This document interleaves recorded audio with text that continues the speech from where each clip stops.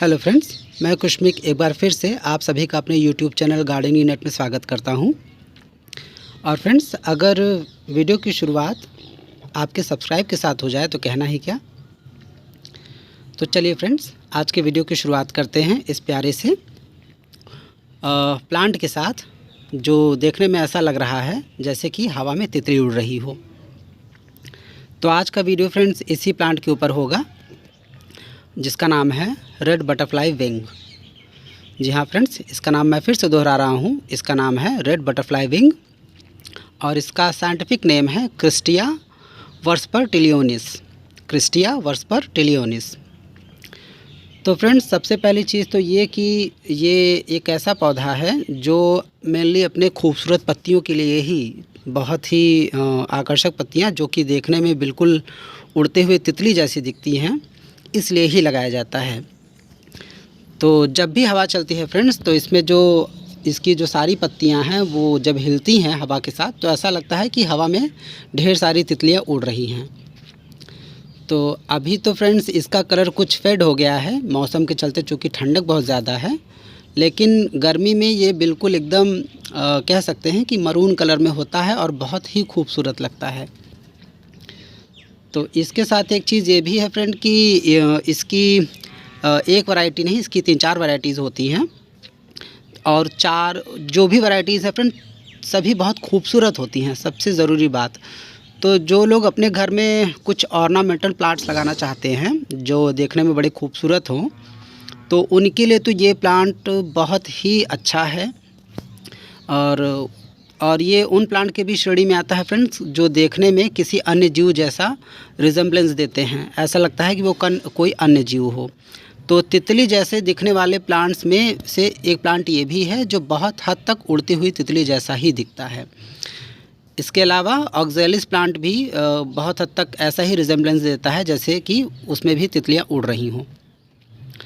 तो इस प्लांट के कहने ही क्या। और एक बात और फ्रेंड्स कि अब बात करते हैं इसके थोड़े से रख रखाव के विषय में, इसको लगाया कैसे जाता है। तो ये सीड से मैंने ग्रो किया था और बहुत ही ईज़िली ग्रो हुआ।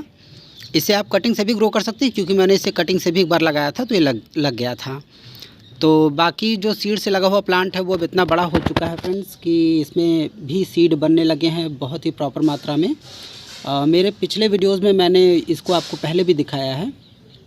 तो इसको अगर सीड से जो लगाते भी फ्रेंड्स, तो इसके सॉइल रिक्वायरमेंट यही है कि सॉइल बिल्कुल बैलेंस सॉइल जो होती है वही चाहिए, कुछ एक्स्ट्रा उसकी नीड नहीं है। और बड़ी ज़रूरी बात यह है कि इसको नम मिट्टी चाहिए, लेकिन सौगी नहीं चाहिए। सौगी मिट्टी से बिल्कुल नमी बनी रहनी चाहिए। ये इसके मूल की भी बात कर लें तो ये साउथ ईस्ट एशिया का ही मेन प्लांट है, जहाँ इसका उपयोग एज अ ऑर्नामेंटल प्लांट और एज अ मेडिसिनल प्लांट भी कुछ हद तक किया जाता है, जैसे ट्यूबरक्लोसिस और स्नेक बाइट में। तो वो तो अलग बात हो गई। यहाँ हम लोग तो इसे एज अ ऑर्नामेंटल प्लांट ही लगाते हैं, क्योंकि इसकी पत्तियाँ इतनी खूबसूरत होती हैं कि इनसे नज़र हटाना मुश्किल ही होता है।